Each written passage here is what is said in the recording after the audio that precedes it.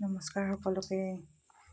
আজি আমি বনাব লৈছোঁ পনীৰৰ গ্ৰেভি। সেইটো পনীৰটো ফ্ৰাই কৰি লৈছোঁ। তাৰ বাবে প্ৰয়োজন হ'ব এটা পিঁয়াজ, অকণমান কাজু আৰু আলমণ্ড আৰু এটা বিলাহী, নহৰু অকণমান, নহৰু 2 ফুটামান আৰু আদা অলপমান।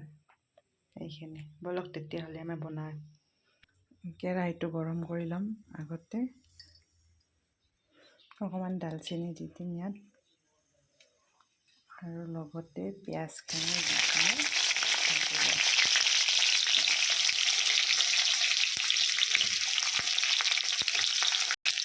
অকণমান জলকীয়া দিম।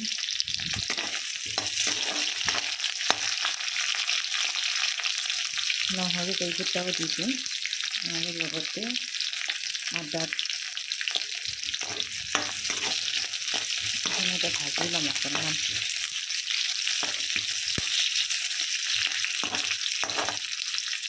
ইয়াত দি দিম এটা বিলাহী, ডাঙৰ আকাৰৰ হা।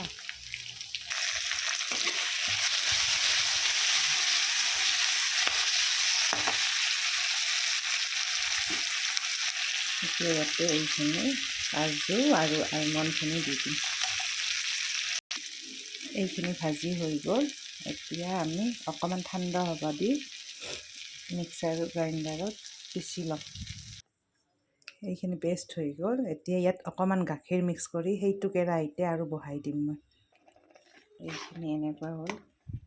ইয়াত অকণমান গাখীৰ আৰু অকণমান পানী দিছোঁ মই। ইয়াতে এতিয়া সোৱাদ অনুসৰি নিমখ আৰু অকণমান হালধি দিম।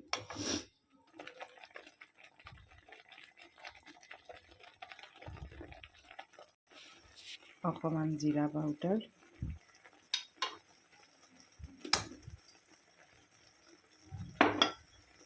আৰু অলপমান ইয়াতে ধনিয়া গুড়ি দিম। হালধিও দি দিছোঁ ইয়াতে।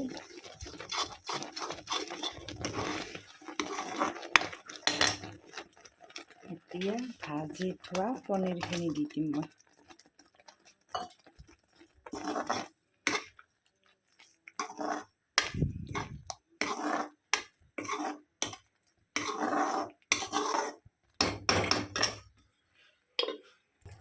এক চিকুটমান মই গৰম মছলা দি দিছোঁ ইয়াতে। ৰেডি হৈ গ'ল। এতিয়া আমি গৰম ৰুটিৰ লগত পৰিৱেশন কৰিলেই হ'ল। ধন্যবাদ। লাইক কমেণ্ট কৰিব আপোনালোকে যদি ভাল পায় মোৰ ভিডিঅ'বোৰ। Thank you so' much.